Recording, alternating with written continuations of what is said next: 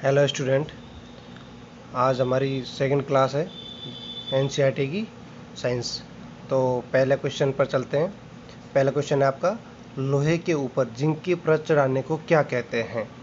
आपका ऑप्शन है galvanisation, electroplating, आयनन या इनमें से कोई नहीं।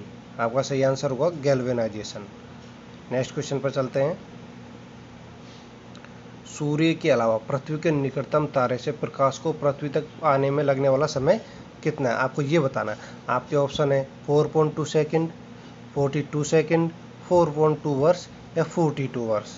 आपका सही आंसर होगा 4.2 वर्ष। और आपको इसमें बता दें कि जो सूर्य से जो प्रकाश आएगा पृथ्वी तक, उसको 8 मिनट का समय लगता है पृथ्वी तक पहुंचने में। और यही हम पूछे कि चंद्रमा से आने वाला प्रकाश कितनी देर में पहुंचेगा, तो हम आपको बता दें कि चंद्रमा से जो प्रकाश आएगा वो 1.3 सेकंड्स में आ जाएगा, यानी 1 मिनट 3 सेकंड में वो प्रकाश पहुंच जाएगा। नेक्स्ट क्वेश्चन पर हम चलते हैं। खसरा निम्नलिखित में संक्रमण के कारण होता है। आपके ऑप्शन है विषाणु, जीवाणु, कवक या शैवाल। आपका सही आंसर होगा वायरस के कारण है जो खसरा होता है। यह एक संक्रमण बीमारी है। नेक्स्ट क्वेश्चन, डिप्टेरिन लार्वा की लार ग्रंथियों में पाया जाने वाला महागुणसूत्र कहलाते हैं? Lamp brush chromosome, supernumerary chromosome, polytene chromosome, beta chromosome. आपको सही आंसर देना है। आपका सही आंसर होगा पोलिटिन क्रोमोसोम है, सही आंसर होगा। नेक्स्ट क्वेश्चन, एनॉक्सी श्वसन का अंतिम उत्पाद होता है, यानी कि सांस लेना और सांस छोड़ने के बीच में जो अंतिम उत्पाद बनता है लास्ट में, वो क्या होगा? पायरुविक अम्ल, इथाइल एल्कोहल, स्टार्च या शर्करा। आपको सही आंसर देना है। आपका सही आंसर होगा ethyl alcohol. Next question, chikungunya होता है एक आनुवंशिक रोग होता है, अभाव रोग होता है, रोगजनक जन्य रोग होता है, जन्मजात रोग होता है? आपका सही आंसर होगा रोगजनक जन्य रोग होता है चिकुनगुनिया। नेक्स्ट क्वेश्चन, पीडियाट्रिक्स निम्नलिखित में से किसके अध्ययन से संबंधित है? आपके ऑप्शन है अस्थि रोग, हृदय रोग, शिशु रोग या नेत्र रोग। आपका इसका सही आंसर होगा पीडियाट्रिक रोग है वो किससे संबंधित है? शिशु रोग से। नेक्स्ट क्वेश्चन, ईसीजी किस रोग का पता लगाने हेतु प्रयुक्त किया जाता है? ईसीजी मस्तिष्क, हृदय, गुर्दा या फेफड़े? आपका सही आंसर होगा हृदय है, उसकी बीमारी का पता लगाने के लिए ईसीजी का अध्ययन किया जाता है। नेक्स्ट क्वेश्चन पर चलते हैं। मनुष्यों के लिए शोर की सहन सीमा करीब करीब कितनी होती है? आपके ऑप्शन है 45 डेसिबल, 85 डेसिबल, 125 डेसिबल, 155 डेसिबल। आपका सही आंसर होगा 85 डेसिबल। नेक्स्ट क्वेश्चन पर चलते हैं। प्रोड्यूसर गैस इनका मिश्रण है, प्रोड्यूसर गैस है वो किसका मिश्रण है? आपके ऑप्शन है CO+N2, CO2+S2, CO+S2+N2, CO2+NH2। आपका सही आंसर होगा CO+N2। कार्बन मोनोऑक्साइड और नाइट्रोजन डाइऑक्साइड है, इसका मिश्रण प्रोड्यूसर गैस होती है। नेक्स्ट क्वेश्चन पर चलते हैं। यदि कक्षा की संख्या को 2 से, ये 2 है, ये 2 से व्यक्त किया जाता है तो किस कक्षा में अधिकतम इलेक्ट्रॉनों की संख्या होगी? आपको यह आंसर देना है। ओके, n², 2n² या 2n³ आपको सही आंसर देना है। तो आपका सही आंसर होगा 2n²। ओके, अगले क्वेश्चन पर चलते हैं। एक रासायनिक पदार्थ जो रक्त का थक्का बनाता है वह है फिलोक्विनोस, थायमिन, साइनोकोबालामाइन या इनमें से कोई नहीं। इसमें आपका सही आंसर होगा फिलोक्विनोस। आपको इसमें और बता दें कि जो थायमिन है वो B1 विटामिन B1 को बोलता है। विटामिन B1 की कमी के कारण थायमिन रोग होता है, और ये रोग होता है इसमें जो कौन सा होता है? कैंसर रोग होता है, कैंसर रोग होता है। ठीक है।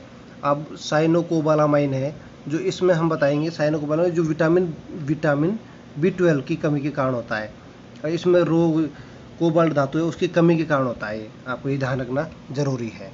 नेक्स्ट क्वेश्चन पर चलते हैं हम। मुख्य वायु प्रदूषक होता है CO, CO2, N2 या गंधक। मुख्य प्रदूषक आपको बताना है। तो CO carbon monoxide, carbon dioxide होता है बट उससे अधिक होता है कार्बन मोनोऑक्साइड। नेक्स्ट क्वेश्चन पर चलते हैं।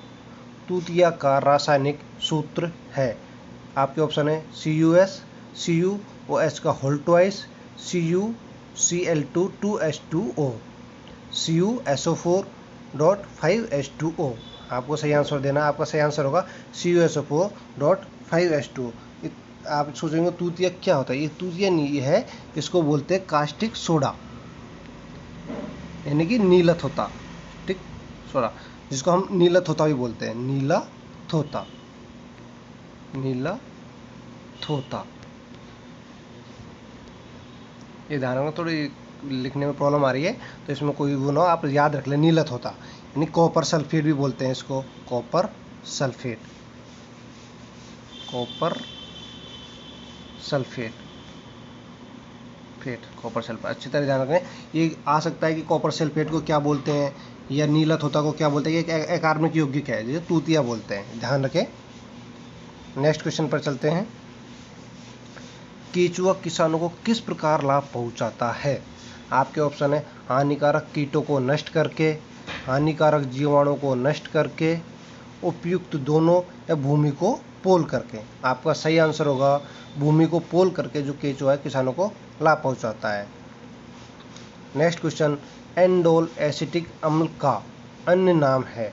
आपके ऑप्शन है एंजाइम, कवकनाशक, एमिनो अम्ल, ऑक्सिन। आपका सही आंसर होगा ऑक्सिन है, जो एंडोल एसिटिक अम्ल का अन्य नाम है, यानी कि इसका दूसरा नाम ऑक्सिन है, आप ये कह सकते हैं। तो नेक्स्ट क्वेश्चन पर चलते हैं। शुद्ध तत्व कौन सा है? आपको बताना। आपके ऑप्शन है कांच, सीमेंट, सोडियम, या इनमें से कोई नहीं। आपका सही ऑप्शन आंसर होगा सोडियम है, जो शुद्ध तत्व है। ये शुद्ध तत्व में आता है, सोडियम। Next question. कंप्यूटर आंकड़ों में अशुद्धि को कहा जाता है। कंप्यूटर आंकड़ों में अशुद्धि को। आपके ऑप्शन है चिप, बाइट, बग, या बिट। आपका सही आंसर होगा बग। बग है, उसको कंप्यूटर आंकड़ों की अशुद्धि माना जाता है। और आपको एक चीज़ बता दें कि जो एक बाइट है उसमें कितने बिट होते हैं? इसमें होते हैं आपके 8 बिट होते हैं, 8 बिट एक बाइट में। यह आपको ध्यान रखना है, एक बाइट में 8 बिट होते हैं। नेक्स्ट क्वेश्चन पर चलते हैं। बॉटनी शब्द की उत्पत्ति किस भाषा के शब्द से हुई है? आपके ऑप्शन है फ्रेंच, लैटिन, पुर्तगाली, या ग्रीक। आपका सही आंसर होगा ग्रीक जो भाषा है उससे बॉटनी शब्द की उत्पत्ति हुई है। नेक्स्ट क्वेश्चन पर चलते हैं। निम्नलिखित में से मनुष्य के शरीर में पाई जाने वाली कौन सी ग्रंथि वाहिनी विहीन है? आपके ऑप्शन है यकृत, पसीने की ग्रंथि, अंतःस्रावी ग्रंथि, या गुर्दा। आपका सही आंसर होगा अंतःस्रावी ग्रंथियाँ होती हैं वो वाहिनी विहीन होती है। इसी के साथ में हमारे आज के 20 क्वेश्चंस कंप्लीट होते हैं। मिलेंगे नेक्स्ट क्लास में। तो चैनल को सब्सक्राइब जरूर करें और अपने दोस्तों के साथ सब ज़्यादा से ज़्यादा शेयर करें और कमेंट्स में बताएं कि हमारी क्लास कैसी लगी। Okay, thank you.